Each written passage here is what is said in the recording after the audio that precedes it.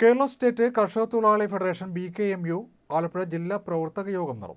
Kerala state കർഷക തൊഴിലാളി federation BKMU Alappuzha ജില്ലാ പ്രവർത്തക യോഗം നടന്നു.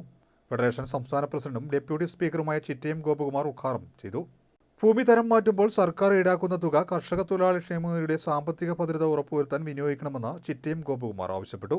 ഫെഡറേഷൻ ആലപ്പുഴ ജില്ലാ സെക്രട്ടറി ആർ അനിൽകുമാർ സംഘടനാ റിപ്പോർട്ട് അവതരിപ്പിച്ചു. CPI ജില്ലാ secretary TJ Angelos, R Suresh, AK Saju, B Lali, Saramma Thankappan എന്നിവർ പ്രസംഗിച്ചു. കേരളത്തിലൊട്ടാകെ 2008 ശേഷം നെൽവയലുകൾ നികത്താൻ പാടില്ല എന്ന തണ്ണീർത്തട നിയമം പാസ്സാക്കിയതാണ്.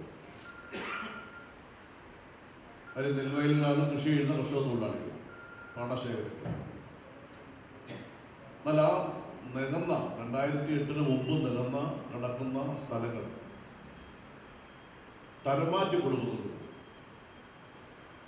ആ തരംമാറ്റി കൊടുക്കുമ്പോൾ അതിനൊരു നിശ്ചിത ഫീസ് ഈടാക്കുന്നുണ്ട്. സ്ക്വയർ ഫീറ്റ് കണക്കാക്കി ഫീസ് ഈടാക്കും. ലക്ഷക്കണക്കിന് രൂപയാണ്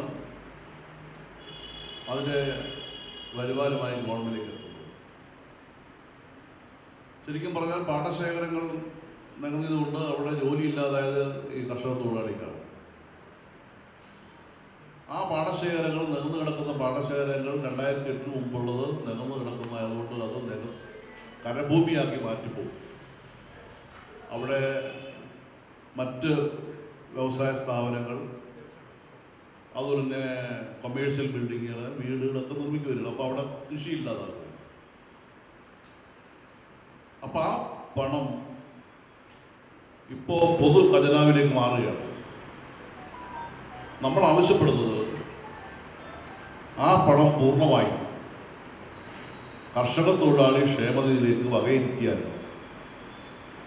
നമുക്ക് ഇന്നത്തെ ഈ സാമ്പത്തിക പ്രതിസന്ധിക്ക് പരിഹാരം കണ്ടെത്തി കർഷക തൊഴിലാളികളുടെ ആനുകൂല്യം ഈ 60 വയസ്സ് കഴിഞ്ഞ് പിരിഞ്ഞു പോയിട്ടുള്ളവരുടെ തുകയടക്കം കൊടുക്കാൻ കഴിയും എന്നുള്ളതാണ് BKMU ഗവൺമെന്റിനോട് ആവശ്യപ്പെടുന്നത്.